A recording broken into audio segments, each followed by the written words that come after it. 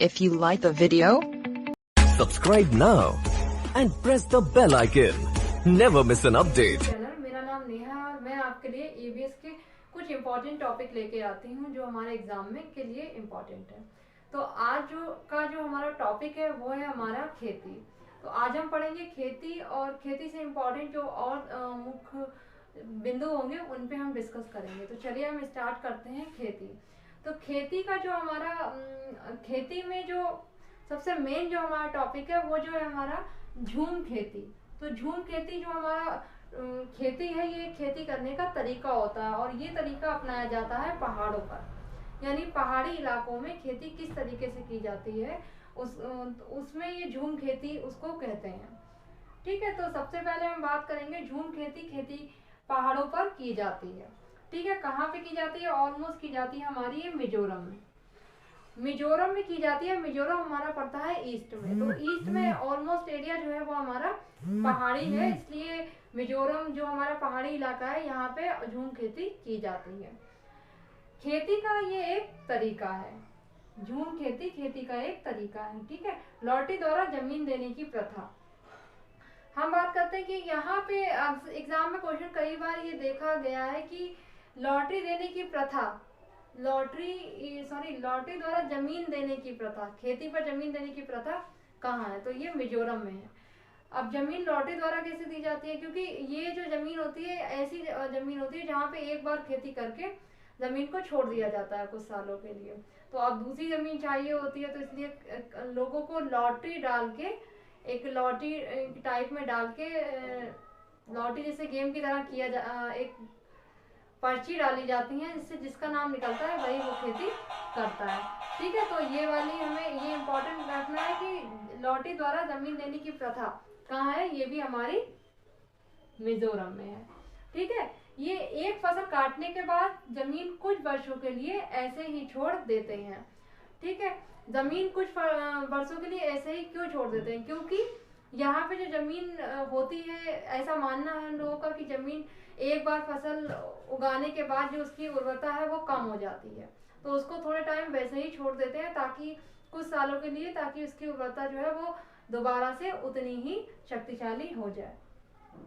खरपतवार को उखाड़ते नहीं है, गिराकर जला देते हैं। खरपतवार जैसे बांस हैं या कुछ और छोटे मोटे पेड़ पौधे निकल आते हैं तो उनको ये जलाते नहीं है, उनको उखाड़ते नहीं है, बस उनको नीचे गिरा के और उसको जला देते हैं, यानी जमीन से उखाड़ते नहीं है, ताकि जिससे नीचे गिरा के और उसको जला देते हैं, यानी जमीन से उखाड़ते नहीं है ताकि जिससे जमीन की जो उर्वरता है वो कम ना हो। दोबारा खेती करने के लिए जमीन को जोता नहीं जाता। दोबारा खेती करने के लिए जमीन को जोता नहीं जाता मतलब जब ये एक बार वो खेती कर लेते हैं तो जमीन को ऐसे ही छोड़ देते हैं और जो खरपतवार वहां पे जम जाता है उसको गिराकर जला देते हैं।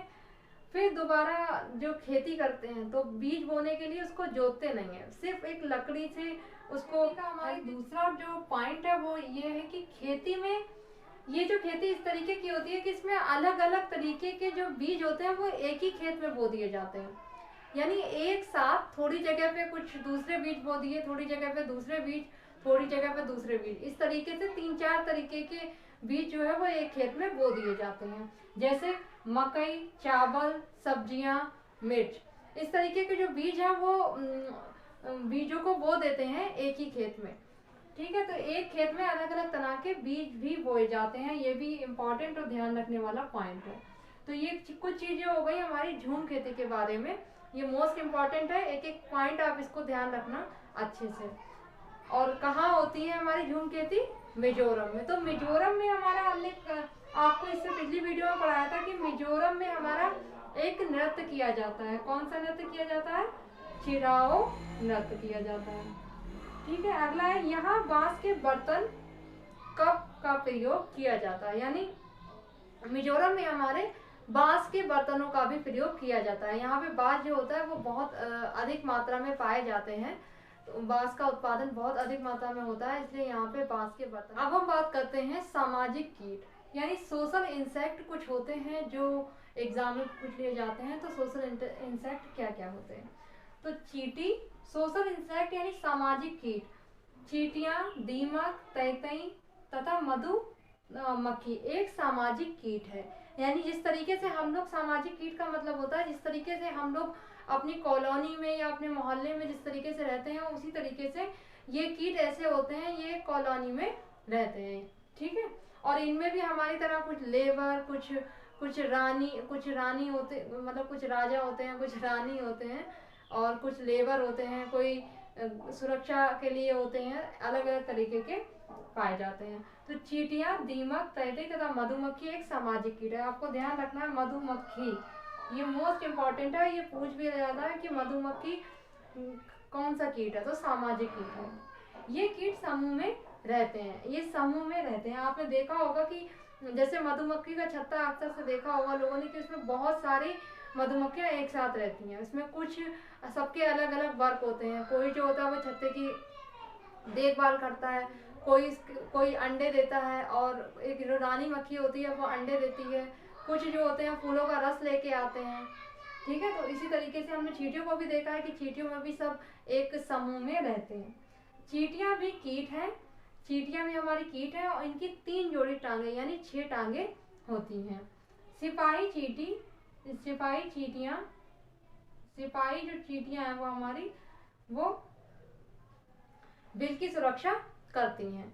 यानी बिल की सुरक्षा के आपने देखा होगा कि कुछ चींटियां होती हैं जो थोड़ी, उनके पैर बड़े होते हैं, वो देखने में थोड़ी सी बड़ी सी लगती हैं, वो अक्सर से बिल के पास में बिल की सुरक्षा के लिए खड़ी रहती हैं, इनकी सुरक्षा करते हैं। इनके डंक में फॉर्मिक, ये इम्पोर्टेंट है, इनके डंक में फॉर्मिक अम्ल होता है। इनके जो डंक होता है, हमने देखा है कि जब चींटी या मधुमक्खी हमें काट लेती है तब हमारे एक जलन सी मचने लगती है, और जलन मचती है, और वहाँ पे हमारी स्वेलिंग सी आ जाती है। तो ये इस वजह से होता है क्योंकि उसमें एक फॉर्मिक अम्ल होता है उनके डंक में, जिसकी वजह से ऐसा होता है। और फिर इसको हम अपने देखते हैं कि लोहे का कुछ रगड़ लेते हैं अपने उस जगह पे जहाँ पे चींटी या मधुमक्खी काटती है, या चूना लगाते हैं, साबुन का प्रयोग करते हैं, उससे जो फॉर्मिक अम्ल का जो असर होता है वो कम होता है। अब जो हमारी दूसरी इंपॉर्टेंट चीज़ है वो हमारी है मधुमक्खी पालन। तो यहाँ से भी कुछ क्वेश्चन आ जाते हैं, तो हम इसको थोड़ा सा समझ लेते हैं। तो मधुमक्खी पालन जो है ये काफ़ी इम्पोर्टेंट है। मधुमक्खी पालन जो है, मधुमक्खियों इनके द्वारा शहद का निर्माण होता है। ठीक है, तो मधुमक्खी एक सामाजिक कीट है। इनमें एक रानी मक्खी होती है, आपको ध्यान रखना है। तो रानी मक्खी जो होती है वो थोड़ी बड़ी होती है, इनकी आकृतियां अलग अलग होती हैं। इनमें कुछ नर ड्रोन होते हैं, यानी नर होते हैं जो ड्रोन होते हैं, यानी जो छत्ता होता है उसकी देखभाल करते हैं, यानी छत्ते को देखते रहते हैं कि कहीं कोई तोड़ ना दे या कोई आ ना जाए, हटा ना दे, कुछ भी इस तरीके से देखभाल करते हैं। कुछ काम करने वाली मक्खियां होती हैं। तो जो रानी मक्खी होती है वो थोड़ी सी बड़ी होती है इस तरीके से, और जो दूसरी मक्खी होती है हमारी नर ड्रोन होती है वो इस तरीके से होती है, इस तरीके से। बाकी जो एक हमारी और मक्खी होती है वो छोटी वाली होती है, वो इस तरीके से। ये रानी हो गई, ये ड्रोन हो गई, और इस तरीके की जो हमारी मक्खी होती हैं ये हो जाती हैं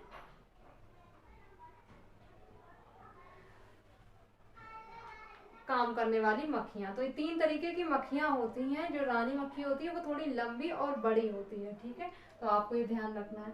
मधुमक्खी पालन के लिए बॉक्स का प्रयोग किया जाता है, यानी जब मधुमक्खी का पालन किया जाता है तो कुछ बॉक्स का प्रयोग किया जाता है, उनके अंदर छत्ते बनाए जाते हैं, और मधुमक्खियों को पाला जाता है। फिर वो उसमें छत्ते तैयार करती हैं, और उसमें एक जो बॉक्स होता है उसमें से लगभग 12 किलो जो शहद होता है वो निकलता है। ठीक है, और ये जो बॉक्स होते हैं इनकी कीमत लगभग 2000 रुपये होती है। 2000 रुपये में ये बॉक्स तैयार होता है, और इसमें 12 केजी शहद निकलता है। ठीक है, मधुमक्खी अधिकतर लीची के फूलों पर बैठती है, क्योंकि ये लीची के फूलों को अधिक पसंद करती है, लीची के फूलों पर बैठती है। और ये फूल जो होते हैं ये फरवरी में खिलते हैं। तो आपको ध्यान रखना है, लीची के फूल जो है ये हमारे फरवरी में खिलते हैं। मधुमक्खी पालन का सबसे अच्छा समय वो है हमारा अक्टूबर से दिसंबर। अक्टूबर से दिसंबर के बीच सबसे अच्छा समय माना जाता है, क्योंकि इस समय ये मक्खियां अंडे देती हैं। जो रानी मक्खी होती है ये अंडे देने का कार्य करती है, और ये मक्खियां जो अक्टूबर से दिसंबर का ये ठंडों का ये बीच का जो टाइम होता है, इसमें ये अंडे देती हैं, इसीलिए ये समय मधुमक्खी पालन के लिए अनुकूल होता है। रस का पता चलने पर ये विशेष प्रकार का एक नृत्य करती हैं, जिससे और बात के लिए अनुकूल होता है।